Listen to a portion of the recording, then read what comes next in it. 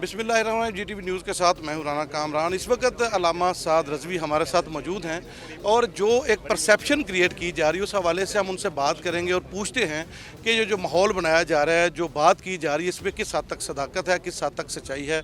साहब, पहले तो हम सबसे ये पहले बताइएगा कि जब आपने ये एहतजाज शुरू किया उसके बाद फौरी खबरें हैं कि फौरी तौर पे आपके खिलाफ एक्शन ले लिया गया, कारकुनों पे तशद्दुद शुरू कर दिया गया।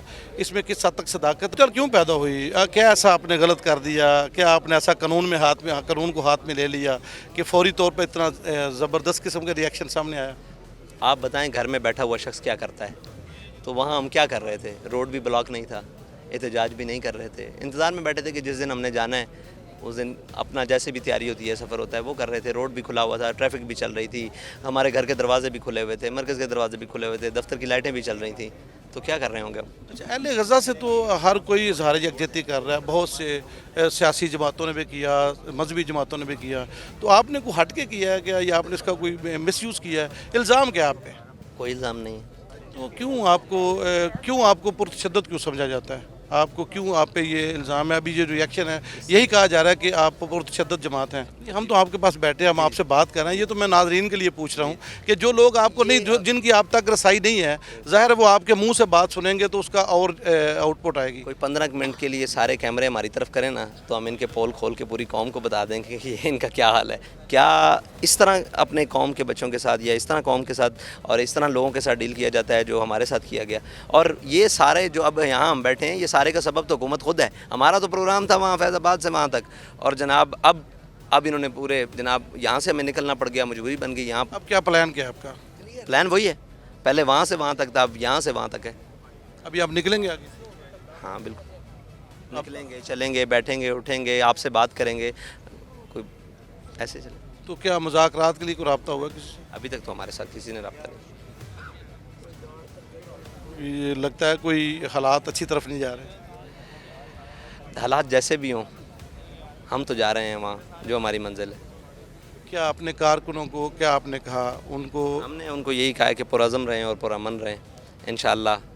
आपका अच्छे रवाबत हैं, आपके अच्छे कॉन्टैक्ट्स हैं, आपका एक बड़ा रिस्पेक्ट का रिश्ता है बड़े, उसके बाद फिर इस तरह के हालात पैदा होना, क्या आपने एहतजाज की जब कॉल दी थी आपको मना किया गया कि आप एहतजाज ना करें? नहीं, हमारे साथ कोई ऐसी बात नहीं की गई, बिल्कुल नहीं बात की। आपने रास्ते भी नहीं रोके? आपको पता है हमने एहतजाज की पहले भी कॉल दी थी, फिर अब हमने दोबारा एहतजाज की कॉल दी और ये मंजर बना दिया गया। हमें तो खुद हैरानगी है, हम तो खुद शशोपंज में हैं कि आप क्या देख रहे हैं? आप भी बड़ी सियासी बसीरत रखते हैं, आपके वालिद साहब और आपकी तरबियत बड़े क्रूशल हालात में हुई है, आपने बड़ी चीज़ें फेस की हैं। अब आपकी जो लाशऊर है या आपका जो दूरअंदेशी है वो क्या कहती है? हमारी दूरअंदेशी ये कहती है कि लेकिन ये हमारे बड़ों ने बनाया है, इसको इंशाल्लाह हम ही संभालेंगे। मजहबी जमातें हमेशा अमन का दरस देती हैं, मोहब्बत का दरस देती हैं, लोगों को आपस में अखुवत का दरस देती हैं, और यकीनन आप सियासी भी हैं और मजहबी भी हैं, और आपने अपने कारकुनों के कमिटेड भी हैं आपके साथ। मंजिल क्या है? एक तो मंजिल होगी कहीं पहुंचना, वो तो एक होगा टारगेट के पहुंच जाएंगे। मंजिल क्या है? मंजिल यकजहती है, कश्मीर यकजहती है, फ़लस्तीन है, यकजहती है, मज़लूम है। तो वो तो सारे मान रहे हैं, फिर लड़ाई किस चीज़ की है? ये तो अब उनसे पूछा जाएगा कि इस बात की लड़ाई। कि आपका मकसद जो है फ़लस्तीन के साथ, अहले गज़ा के साथ इज़हार यकजहती है, तो वो सारे कर रहे हैं, हुकूमत भी कर रही है, आप भी कर रही हैं। मैं ये समझना चाह रहा हूँ जो आपसे बैठने का मकसद है कि नुक्ता एतराज़ कहाँ पे है? अगर अहले गज़ा के साथ हम भी इज़हार यकजहती कर, नुक्ता एतराज़ की समझ नहीं आ सकी, हकीकत बात है ये आपके साथ। अभी बिल्कुल हमें कोई नुक्ता एतराज़ की समझ नहीं आ सकी कि नुक्ता एतराज़ है क्या। हम ना करें, वो करें तो वो ठीक है। यही तो मैं अगर राना कामरान अहले गज़ा से इज़हार यकजहती करे तो ठीक है, अगर साद रिजवी साहब करें तो वो गलत है। तो क्या साद रिजवी साहब की ज़ुबान में ऐसा क्या है कि वही चीज़ जो है वो यहाँ आगे नेगेटिव हो रही है? ये तो फिर उनसे पूछा जाए जिनको मसला है, हम तो करेंगे इंशाल्लाह।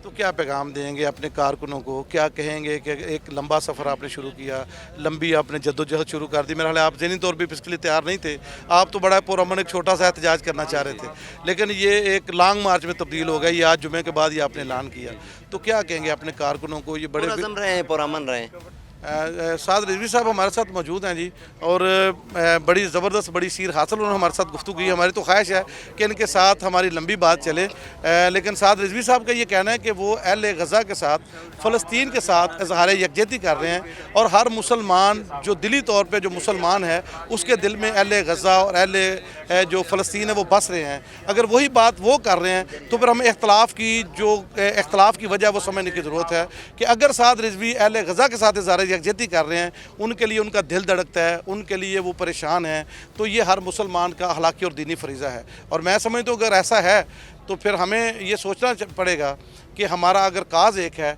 हमारा मकसद एक है, तो हमें इत्तेहाद भी नज़र आना चाहिए। राना कामरान को इजाज़त दीजिए। अल्लाह हाफ़िज़।